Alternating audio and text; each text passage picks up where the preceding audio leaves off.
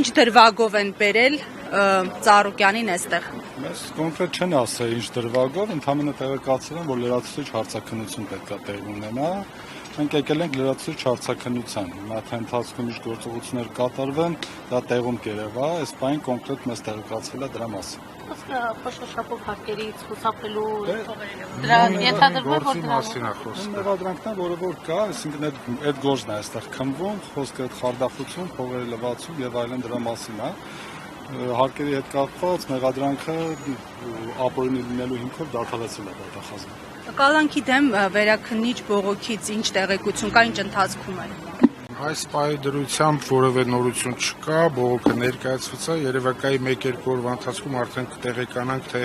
ում է մակագրվել,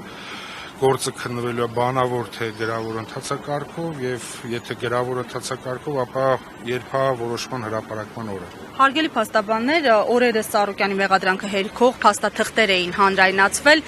դրանք որևէ կերպ ընդգրկվել են ապացույցների մեջ կամ հետազոտվել են տեղյակ եք ինչա կատարվել դրանց շուրջ։ Դե մեզ իրենք այս բանը չեն ասում, թե ընդգրկել են թե չէ, մենք բազմաթիվ փաստաթղթեր իրենց ներկայացրել ենք, լրացուցիչ փաստաթղթեր եւս պատրաստում ենք ներկայացնել, բայց եթե իրենք օբյեկտիվ քննություն են ուզում իրականացնեն, հենց անմիջապես պետք է դրանք բոլորը իրենք ներբեռնեին իրենց մոտ, զննեին եւ դրանք դիտարկեին որպես ապացույցներ։ Մենք տեսնում ենք, որ դժվար թե այդքան ակտիվ աշխատեն այդ ուղղությամբ, որովհետեւ նույնիսկ մեր ներկայացված փաստաթղթերին իրենք փորձում են չտեսնելու տան եւ այն ակնհայտ փաստերը, որտեղ երևում է, որ Գագիկ Ծառուկյանը եւ հայկական կողմն են դժող հանդիսանում, այսինքն գումար ներդրողներ իրենք են, իրենք այդ ամենը հերքում են եւ միայն նրանց բանավոր ասածը, որ մենք ենք գումարով ապրանք առել ուղարկել ու դա հափշտակվել է, բայց հափշտակության փաստներ չի նարվում, դա իրենց համար վերջին աշխարհի ճշմարտությունն է դիտարկվում, իսկ կոնկրետ ապացուցողական փաստերով հենց այս պարտավորագրերը, երաշխավորագրերը եւ այլն, այս նաեւ ցուցմունքները, ցած մատերի արանքով են նայում, որովհետեւ այս բանը իրենց դա հետաքրքիր չի։ Եվ պարոն Սարգսյան, իրանցի գործարարների հետ առերեսումի վերջո տեղի ունեցավ եւ նախատեսում է թե ոչ։ Մենք միջնորդել ենք նման առերեսումներ, որպեսզի կատարվի, բայց դեռևս որևէ առերեսում չի կատարվել։ Այդ որևէ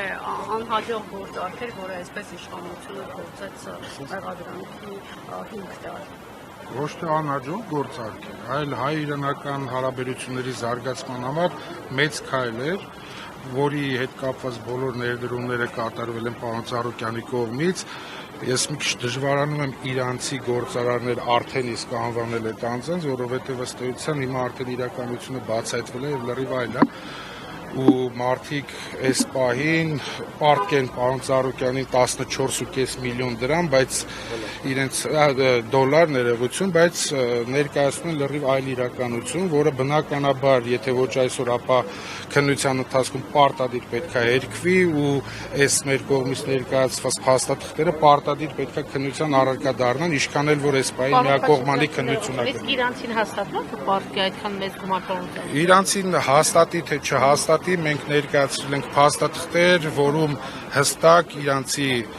Իրանի Իսլամական Հանրապետության քաղաքացիները, եկեք ես գործարարներ չանվանեմ,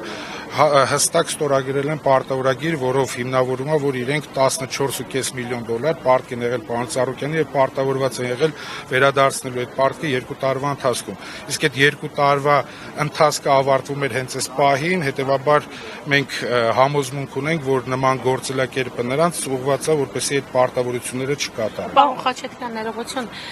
կալանավորման միջնորդությունը քննելիս, երբ որ այս փաստերը ներկայացրել եք ու ասել եք, որ կալանքի ենթակա չէ, հիմնավոր եւ այլն, դրա զուգահեռ ներկայացրել եք դատարանին, որ սա քաղաքական հետապնդում է, Փաշինյանի հայտարարությունը դատարանին ներկայացրել եք, քննիչի արձագանքել է, չգիտեմ, դատախազը ինչ-որ ձևով, բայց քաղաքական ենթատեքստը ներկայացրել եք դատարանին։ Ոչ միայն ներկայացրել ենք, այլ նաև ուղիղ դատավորին հարց ենք տվել, արդյոք ինքը ի վիճակի է որպես դատավոր այս քաղաքական ճնշումների պայմաններում այս հարցին անդրադառնա, հատկապես որ Գագիկ Ծառուկյանը արդարացվեց ընտրակաշառքի վերաբերյալ գործով, որից հետո Հայաստան պետության վարչապետը հայտարարեց, որ դա կաշառքի դիմաց է տեղի ունեցել, հետևաբար մենք տեսնում ենք, որ այստեղ դատարանների նկատմամբ հստակ ճնշում կա եւ նույնիսկ դատավորին ասում ենք, դու ի վիճակի ես հարցին անդրադառնալու։ Ինքը նշեց, որ մենք ներկայացնենք մեր հիմնավորումները, ինքը դրա կանդրադառնա, բայց մենք տեսանք, որ որոշման մեջ ընդհանրապես դրան որևէ անդրադարձ չկա, որոնք ոչ միայն դրան։ Մեր կողմից ժամերով ներկայացված փաստարկներից գոնե մեկին չի անդրադարձել, գոնե հերքեր, գոնե գրեր, որ մենք ճիշտ չենք ասում, այսինքն անհնար էր դրանք հերքեր, որովհետև բոլոր ապացույցներով էին, ի տարբերություն քննչական մարմնի ներկայացուցի, որը որ ենթադրություններ էր, ու ընդհանրապես Իրանի քաղաքացիների ինչ որ հայտարարություններ։ Կներեք մի բան էլ ասեմ նախորդ հարցի հետ կապված, ուզում եմ որ դա շատ հստակ լինի բոլորիդ համար, էլի։ Ուրեմն տեսեք, Գագիկ Ծառուկյանը ամեն ինչ արել է, որպեսզի հայ-իրանական հարաբերությունները միաշճան ավելի բարձր կանգնեն եւ նաեւ տնտեսական լուրջ զարգացում տեղի ունենա։ Այսինքն երբ որ այս քաղաքացիները եկել են, իրենք ներկայացնում են, որ իրենք Իրանի պետության կողմից ունեն լիցենզիա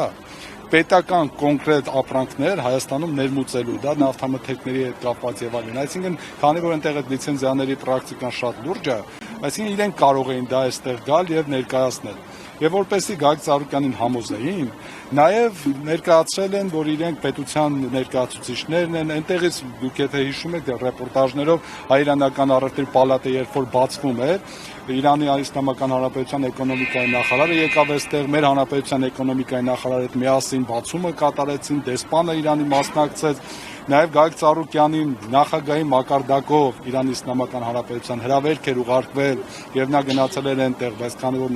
նախորդ նախագահան, որը վթարի ենթարկվելու պատճառով մահացավ,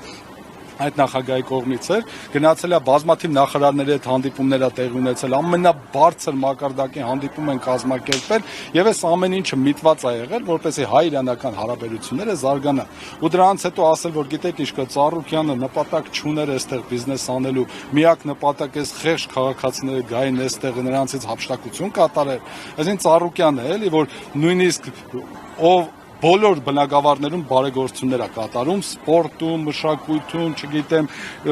բժշկական հարցերում եւ այլն, այս բոլորը դրա մասին գիտեք, այսինքն այդ ամեն ինչը ներդրումներ անելով հանդերձ, այսօր պետք է սպասել, որ Իրանի Իսլամական Հանրապետության ներկայացուցիչներին, որ այդպես ներկայանում, այսինքն այստեղ խափեր, կարևոր հանգամանք կա միակ, որ այդքան ներդրում կատարելուց հետո պարոն Ծառուկյանը որևէ ներկայացուցիչ չի ունեցել հայ-իրանական առևտրի կենտրոնում, այսինքն ամբողջ կառավարումը թողել է նրանց վրա։ Մեկ ճիշտ գրտում էլի, թեև դուք պարտավոր չեք իմանալ ամեն դեպքում Իրանի Իսլամական Հանրապետության քաղաքացիները ազգությամբ իրանցիներ են, թե սա հնարավոր է նաև սադրանք լինի հայ-իրանական հարաբերություններում։ Չէ, կարծեմ թե իրանցի են, այսպես խորությամբ չգիտենք, բայց ինչքանով որ տեղեկատվություն ունենք, իրանցի են։ Մենք չենք կարծում, որ այստեղ սադրանք ընդհակառակը Իրանի Իսլամական Հանրապետությունը այս պահին եւս միջոցներ է ձեռնարկում, որպեսզի այս բարձր մակարդակի հարաբերությունները պահպանվեն, նույնիսկ լիցենզիան զրկել են այդ ներկայացուցիչներից եւ այլ ընկերության են տվել, որպեսզի նրանց հետ միասին շարունակվի։ Այսինքն իրենք էլ իրենց քննության արդյունքում պարզել են, որ իրենց քաղաքացիների կողմից կան չարաշահումներ, դրա մասին նույնիսկ պաշտոնական գրություններ կան եւ դրա հիման վրա իրենք փորձում են շարունակել եւ դրա մասին եթե չեմ սխալվում դեսպանը նաեւ իր հարցազրույցում իհարկե շատ դիվանագիտորեն անդրադարձավ, բայց նաեւ ընդգծեց Գագիկ Ծառուկյանի բարձր դերը այդ երկկողմ հարաբերությունների զարգացման մեջ եւ եթե այստեղ պետությունը Ծառուկյանի նկատմամբ չունենար նման վերաբերմունք պետական իշխանություն, ապա նրանք պետք է միայն նպաստեին, որպես այս հարաբերությունները խորը զարգացում ապրեին եւ այն Ծառուկյանի նախաձեռնությունը պետության համար մեծ օգուտներ կբերեր այդ թվում տնտեսական առումով։